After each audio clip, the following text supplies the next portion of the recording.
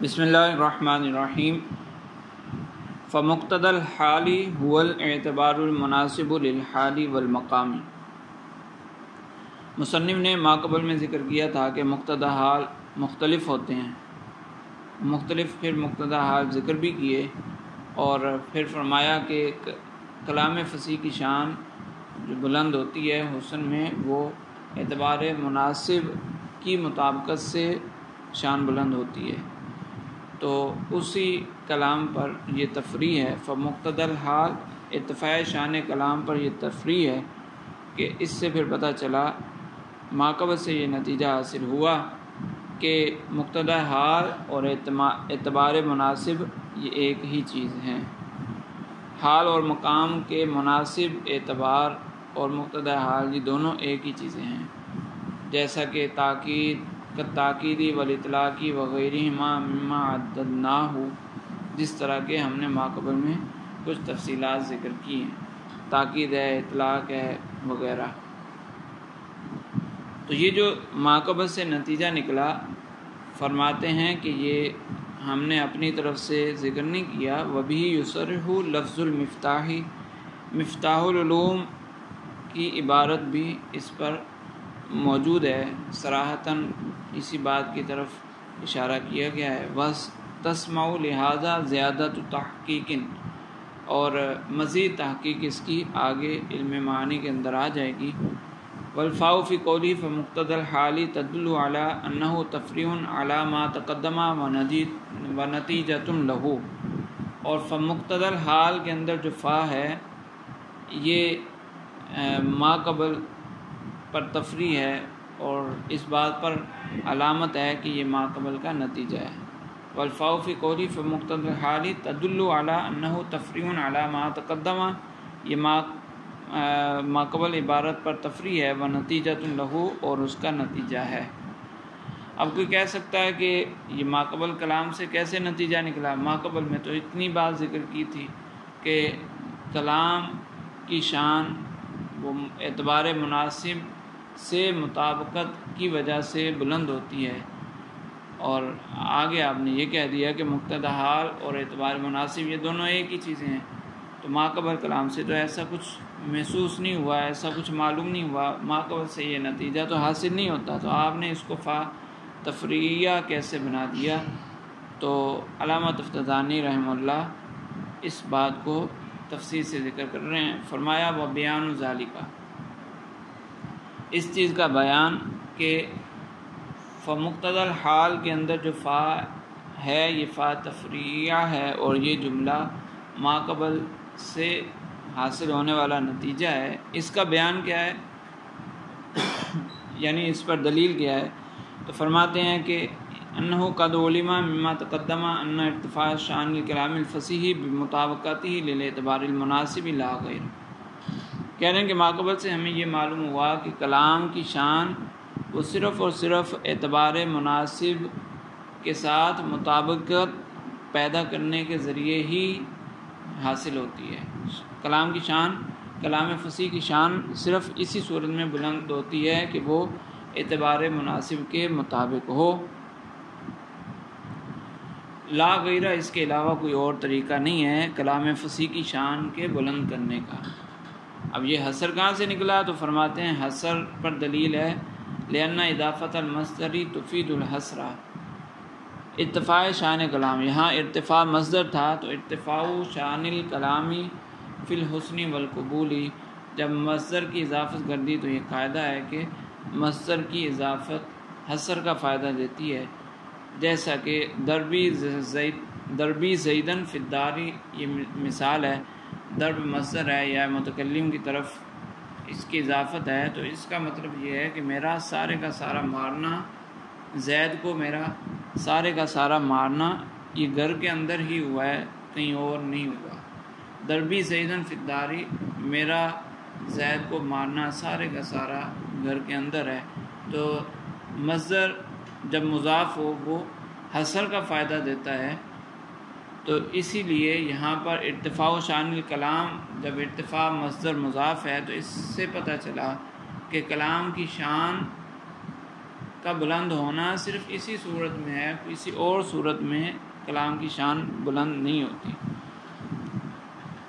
ومعلوم ان الکلام انما یرتفع بالبلاغۃ، اور یہ تو ہمیں معلوم ہے کہ کلام کا درجہ بلاغت کے ساتھ بلند ہوتا ہے۔ یہ ماقبل عبارت سے نہیں، ویسے ہی سب کو معلوم ہے کہ بلاغت کے ذریعے کلام کا درجہ بلند ہوتا ہے۔ اور بلاغت ہے کیا؟ وہی مطابقت الکلام الفصیح لمقتضی الحال، کلام فصیح کا مقتضی حال کے مطابق ہونا، یہ بلاغت ہوتی ہے، اور بلاغت کے ذریعے کلام کا درجہ بلند ہوتا ہے۔ تو اب ہمارے پاس دو مقدمے حاصل ہوئے، دو جملے ہمارے پاس تیار ہو گئے۔ ایک جملہ جو ارتفاع شان کلام جو عبارت تھی اس سے حاصل ہوا، اور ایک عبارت سے حاصل نہیں ہوا بلکہ جو معلوم ہے نفس الامر میں علماء کے ہاں مشہور ہے، مسلم ہے، وہ دوسرا مقدمہ بنتا ہے۔ تو پہلا مقدمہ یہ ہے کہ فحصل ہنا مقدمتان، یہاں پر دو مقدمے حاصل ہوئے، احداہما، دو مقدموں میں سے پہلا مقدمہ ان لیس ارتفاعہ الا بمطابقتہ للاعتبار المناسب، کہ پہلا مقدمہ یہ بنا کہ کلام کی شان کا بلند ہونا یہ صرف اور صرف اعتبار مناسب کے ساتھ مطابقت کے ذریعے ہی حاصل ہوتا ہے۔ اور دوسرا مقدمہ وہ کیا ہے کہ لیس ارتفاعہ الا بمطابقتہ لمقتضی الحال، کہ کلام کی شان کا بلند ہونا یہ صرف اور صرف مقتضی حال کے ساتھ مطابقت سے ہی حاصل ہوتا ہے۔ اب جب دو قضیے، دو مقدمے ہمارے پاس ایک جیسے حاصل ہو گئے، ایک مقدمہ یہ کہتا ہے کہ کلام کی شان صرف اور صرف اعتبار مناسب سے مطابقت کے ذریعے کلام کی شان بلند ہو سکتی ہے، اور دوسرا مقدمہ وہ یہ کہتا ہے کہ کلام کی شان صرف اور صرف مقتضی حال کی مطابقت سے بلند ہوگی۔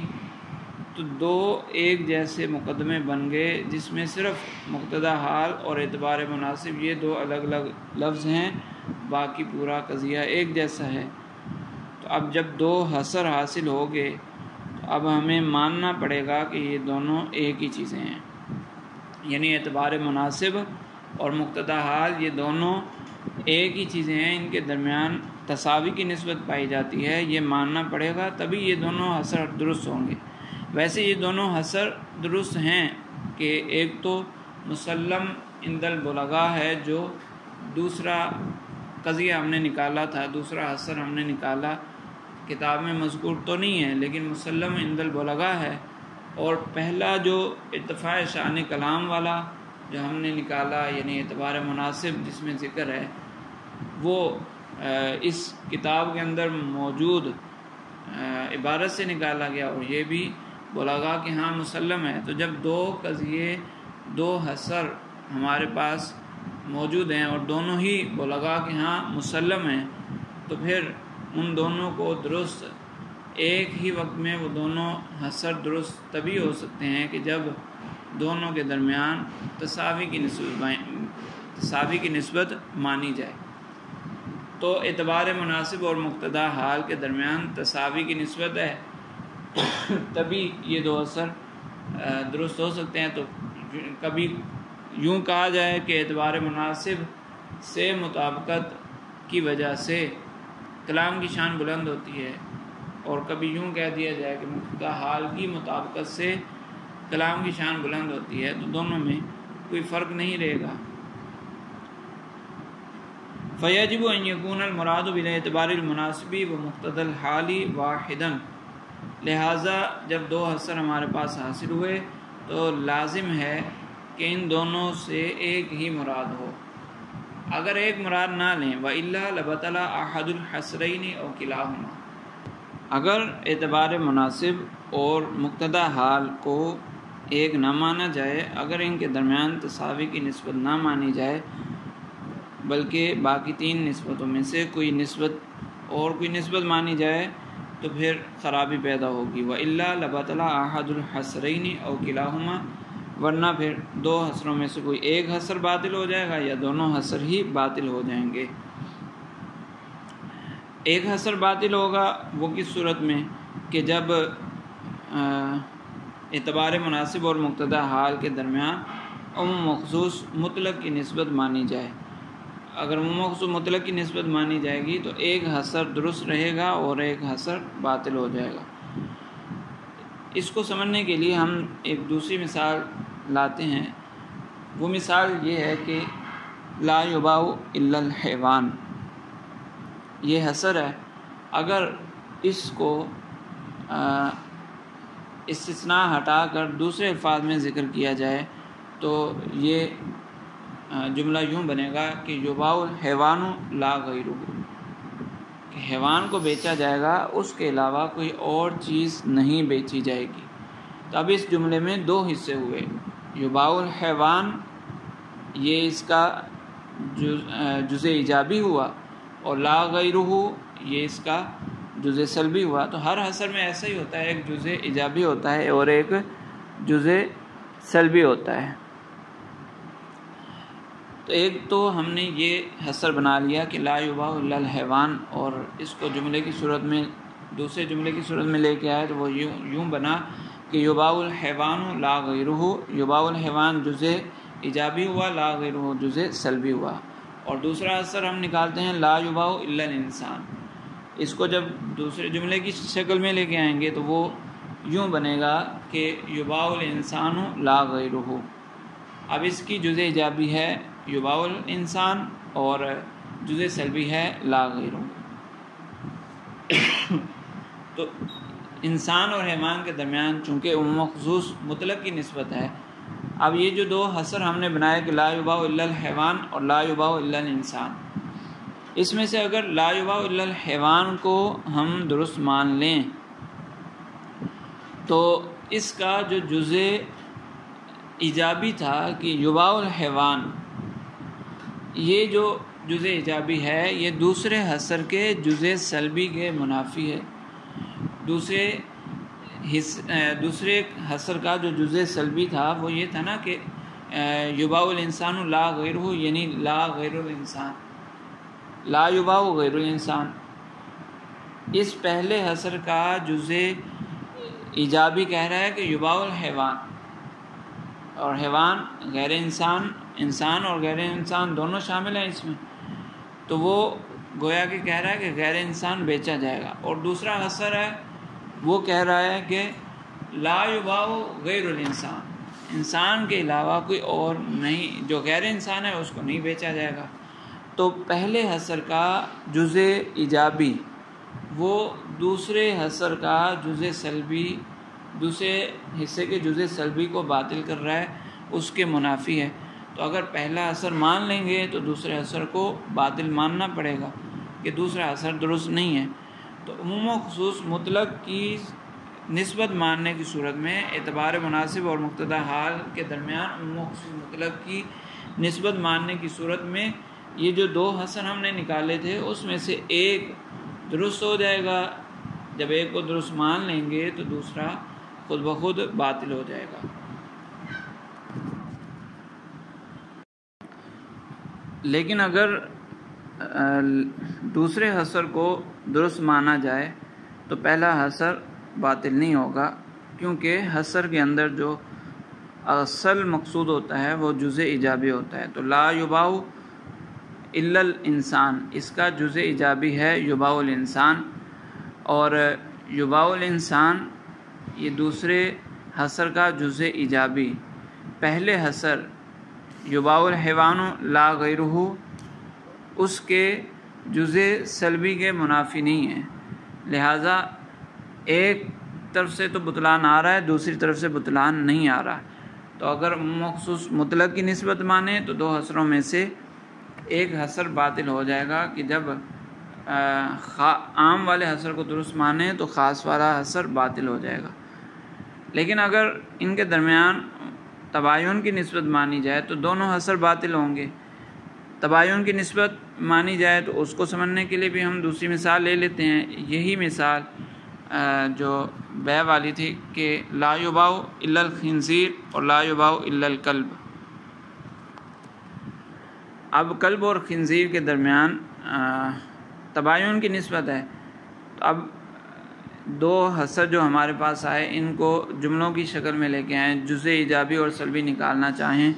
تو لا یباع الا الخنزیر یہ بنے گا یباع الخنزیر لا غیرہ، اور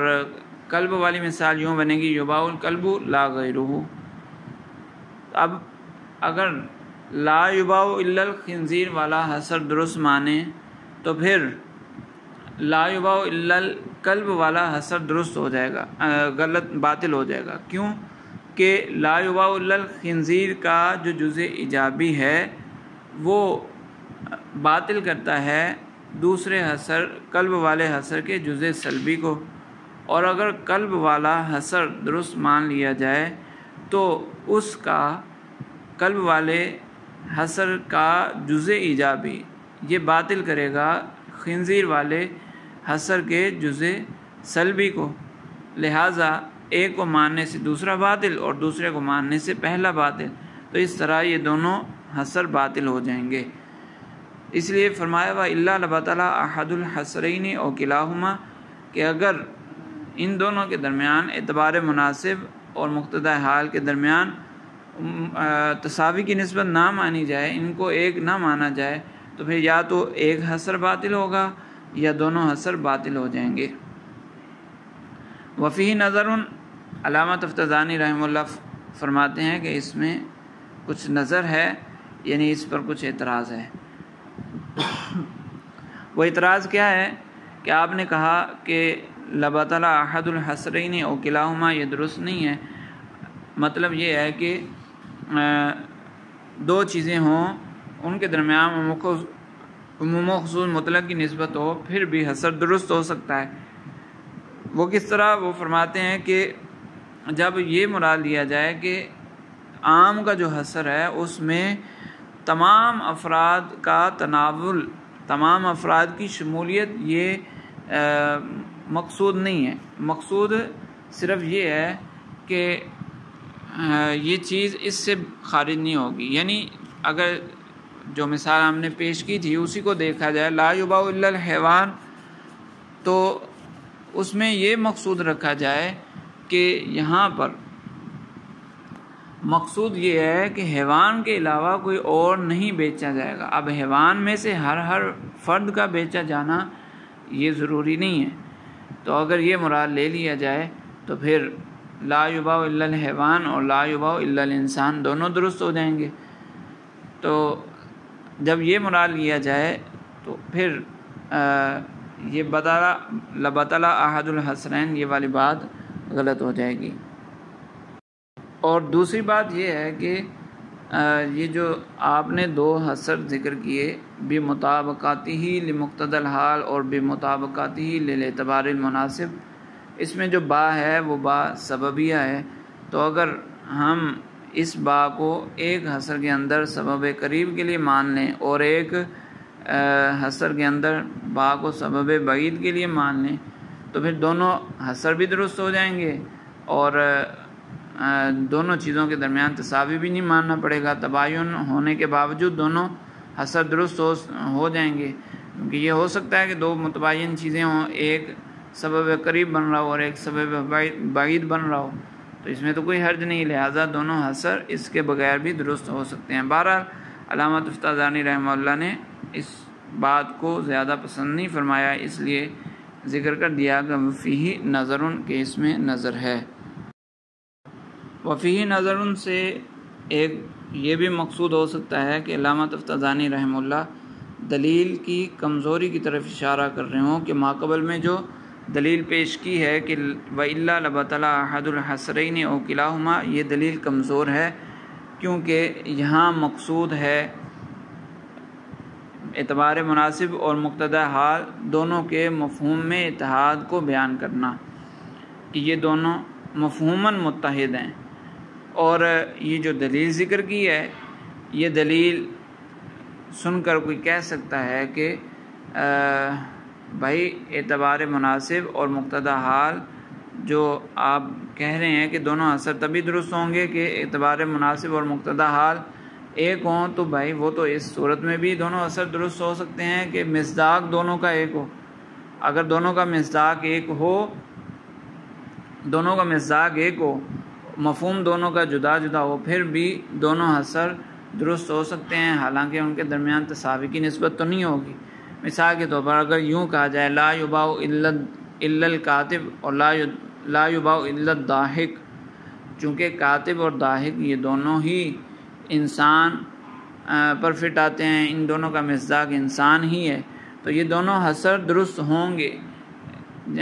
دونوں اثر درست ہو جائیں گے بیک وقت، حالانکہ ان کے درمیان تباین کی نسبت پائی جاتی ہے مفہوم کے اعتبار سے اور مصداق کے اعتبار سے یہ دونوں ایک ہیں۔ تو حصر اس دلیل کے ذریعے جو مصداق والے اتحاد کی نفی نہیں ہو رہی، جو مقصود تھا مفہوم میں اتحاد کو ثابت کرنا، یعنی اعتبار مناسب اور مقتضی حال کے مفہوم کو ایک ثابت کرنا، وہ صحیح طرح سے ثابت نہیں ہو رہا، تو وفیہ نظر سے یہ مراد ہو سکتا ہے۔ وَهَذَا عَانِي تطبیق الکلام لمقتضی الحال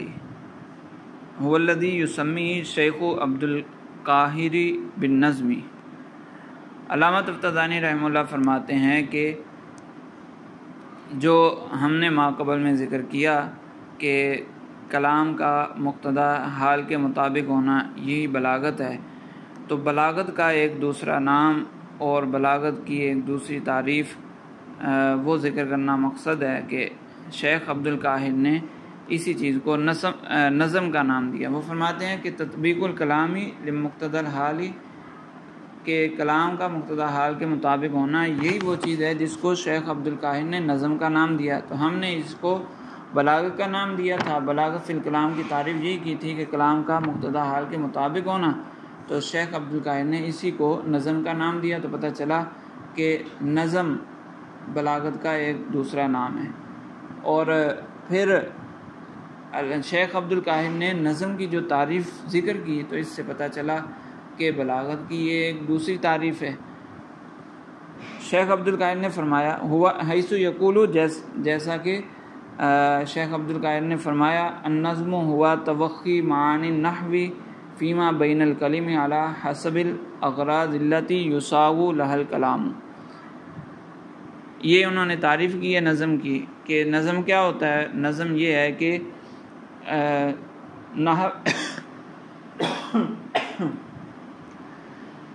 ہے کہ نحو کے معانی کو تلاش کرنا، کلموں کے درمیان نحوی معانی کو تلاش کرنا، ان اغراض کے مطابق جس کے لیے کلام لایا جاتا ہے، جس مقصد کے لیے کلام لانا ہے اس مقصد کو پورا کرنے کے لیے نحوی کلموں میں سے نحوی معانی کو نکالنا، تلاش کرنا، یہ نظم ہے۔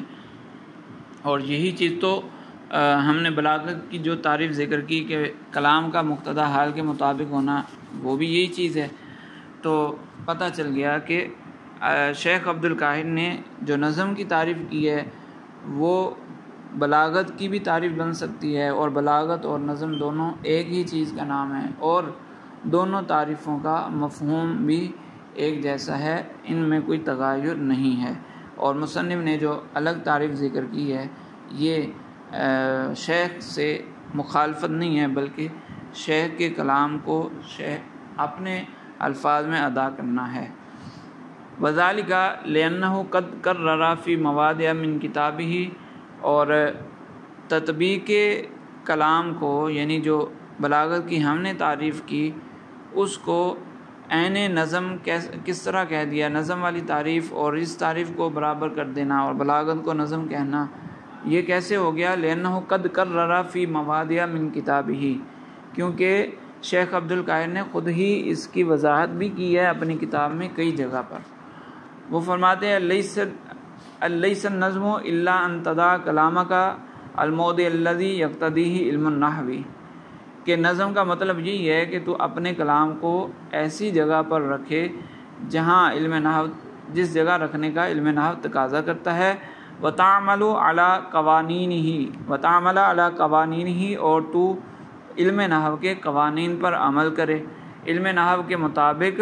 اپنے کلام کو بنائے، اپنے کلام کو مرکب کرے، تو یہی نظم ہے۔ تو مقتضی حال کے مطابق کلام لانا، اس کا بھی تو یہی مطلب ہے۔ مثل ان تنظر، مزید تفصیل علامہ تفتزانی رحمہ اللہ کافی ساری ذکر فرما رہے ہیں۔ مثل ان تنظر فی الخبر، نحو کے قوانین کے مطابق کرنا کیسے ہوگا؟ فرماتے ہیں کہ جیسا کہ تو دیکھے خبر میں مثلا الی الوجوہ التی تراہا، جو وجوہات جس طریقے سے خبر کو لایا جا سکتا ہے۔ ایک جگہ خبر لانی ہے، مبتدا کی خبر لانی ہے، تو خبر جس طریقے سے لائی جا سکتی ہے، مثل زید منطلق وزید ینطلق وینطلق زید وزید المنطلق والمنطلق زید وزید هو المنطلق وزید هو منطلق، کہ یہ ایک ہی مسند الیہ کے لیے کئی طریقوں سے مسند کو ذکر کیا جا رہا ہے، تو یہ ہر ایک جو مثال ہے اس کا الگ الگ فائدہ ہے، اس کا ہر جگہ الگ معنی ہے۔ تو جس جگہ جو معنی مقصود ہے، جو معنی ادا کرنا مقصود ہے، اسی کے مطابق خبر کو لایا جائے۔ وقضا فی الشرط، اسی طرح شرط کو دیکھا جائے، قضا فی الشرط والجزاء، شرط و جزا کو دیکھا جائے، جیسے ان تخرج اخرج، ان خرجت خرجت، ان تخرج فانا خارج الی غیر ذالک۔ شرط و جزا کو ذکر کرنے کے بھی مختلف طریقے ہیں، تو ان طریقوں کو دیکھا جائے کہ ہمارے مقصود کے مطابق کون سا طریقہ ہے، یہاں پر جو کلام کرنا ہے اس کے مطابق کون سا طریقہ ہے، اسی کے مطابق شرط و جزا کو ذکر کیا جائے۔ وقضا فی الحال، اسی طرح اگر حال بیان کرنا ہو تو اس کے بھی بہت سارے طریقے ہیں، مثل جانی زید مسرعا او یسرع او ہوا مسرع او ہوا یسرع او قد اسرع الی غیر ذالک۔ تو حال کے یہ مختلف طریقے ہیں، تو جہاں جس نے حال بیان کرنا ہے اس کو چاہیے کہ وہ دیکھے کہ میرے مقصود کے مطابق کس طرح حال کو ذکر کرنا درست رہے گا۔ فتعرف لکل من ذالک موضعہ، تو ہر ایک یہ جو حال ذکر کرنے کے مختلف طریقے ذکر ہوئے ہیں، ہر ایک طریقے کی جو خصوصیات ہیں اس کو جانا جائے۔ فتعرف، تو جان لے ان میں سے ہر ایک کی جگہ کو، وتجیء بہ حیث ما ینبغی لہ، اور اسی طریقے کو استعمال کرے جہاں اس کو استعمال کرنا مناسب ہو۔ وتنظر فی الحروف التی تشترک فی معنی وینفرد کل منها بخصوصیت فی ذلک المعنی۔ اسی طرح فرماتے ہیں کہ حروف میں دیکھے تو وہ حروف جو اصل معنی میں مشترک ہوتے ہیں، لیکن ان میں سے ہر ایک حرف کو الگ الگ دیکھا جائے تو اسی معنی کے اندر کچھ خصوصیت کے اعتبار سے وہ منفرد ہوتے ہیں۔ فتدع کل من ذالک فی خاص معنی ہو، تو ہر لفظ کو اس کے خاص معنی کے مطابق استعمال کرے۔ نحو ان تأتی بما فی نفی الحال وبلن فی نفی الاستقبال وبئن فیما یترجح بین ان یکون وبین ان لا یکون، کہ اگر نفی ذکر کرنی ہے تو اگر حال کی نفی کرنی ہے تو اس میں ما کو ذکر کیا جائے، اور استقبال کی نفی کرنی ہے تو مستقبل میں نفی کرنی ہے تو لفظ لن کو، حرف لن کو ذکر کیا جائے، اور شرط کے ذکر کرتے ہوئے، حرف شرط کو ذکر کرتے ہوئے اگر کوئی چیز ایسی ہے جو متردد ہے ہونے نہ ہونے کے درمیان، یعنی شک جس میں پایا جاتا ہے، تو اس میں ان کو ذکر کیا جائے۔ وَبِإِذَا فِيمَا إِذَا عُلِمَ أَنَّهُ كَائِنٌ، اور اذا کو وہاں استعمال کیا جائے جہاں اس شے کے ہونے کا یقین ہو۔ وَتَنظُرَ فِي الْجُمَلِ الَّتِي تُسْرَدُ، اور جو جملے ذکر کیے جاتے ہیں، جو جملے چلائے جاتے ہیں ان کو بھی تو دیکھے۔ فَتَعْرِفُ موضع الفصل من موضع الوصل وفی الوصل موضع الواو من الفاء والفاء من ثم الی غیر ذالک۔ تو اسی طرح جملوں کے درمیان فصل کرنا ہے یا وصل کرنا ہے، جملوں کو ملانا ہے یا جملوں کو جدا جدا کر کے استعمال کرنا ہے، اس کو بھی پہچانا جائے۔ اور اگر جملوں کو ملانا ہے تو کس حرف کے ذریعے ملانا ہے، واو کے ساتھ ملانے کا کچھ اور مطلب ہوتا ہے، فا کے ساتھ ملانے کا کچھ اور مطلب ہوتا ہے۔ ثم کے ساتھ دو جملوں کو ملانے کا کچھ اور مفہوم نکلتا ہے، اگرچہ تینوں ملانے کا کام کرتے ہیں لیکن کچھ خصوصیات ہیں تو ان خصوصیات کو دیکھا جائے۔ وتتصرف فی التعریف والتنکیر والتقدیم والتاخیر والحذف والتکرار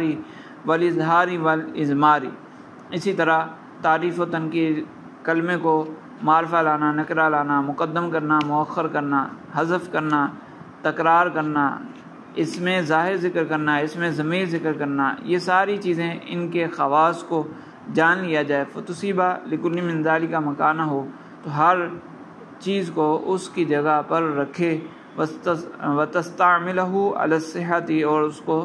درست طریقے سے، وعلی ما ینبغی لہ، اور جو جس طرح استعمال کرنا چاہیے اس طرح استعمال کرے۔ تو اس طرح کرنے سے کیا ہوگا؟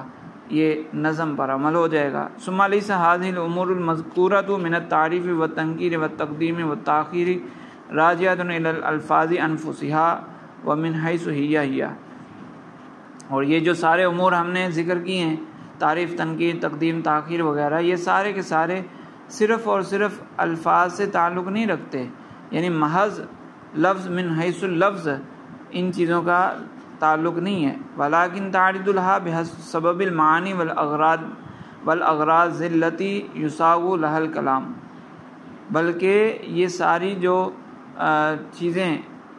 کلموں کو لاحق ہوتی ہیں، الفاظ کو لاحق ہوتی ہیں، وہ اس اعتبار سے لاحق ہوتی ہیں کہ معانی کو دیکھا جائے، اور جس غرض کے لیے کلام چلانا ہے اس غرض کو دیکھا جائے، اس غرض کے مطابق پھر یہ چیزیں تعریف و تنکیر وغیرہ الفاظ میں شامل کی جائیں۔ بحسب موضع بعضها من بعض واستعمال بعضها من بعض، تو ان کے آپس کے استعمال کو بھی دیکھا جائے، جگہ کو بھی دیکھا جائے، ان ساری چیزوں کا لحاظ کیا جائے۔ فرب تنکیر مثلا له مزیت فی لفظ وهو فی لفظ آخر فی غایت القبح، کہ تنکیر جو ہے وہ ایک لفظ میں جب آتی ہے تو وہ اس لفظ کو خوبصورت بنا دیتی ہے، اور دوسرے لفظ میں تنکیر آتی ہے تو اس کو انتہائی قبیح بنا دیتی ہے۔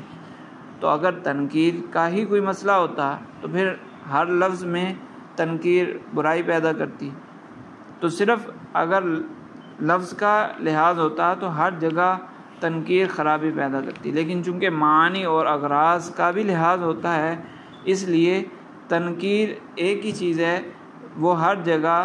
خرابی پیدا نہیں کرے گی اور نہ ہی ہر جگہ خوبی پیدا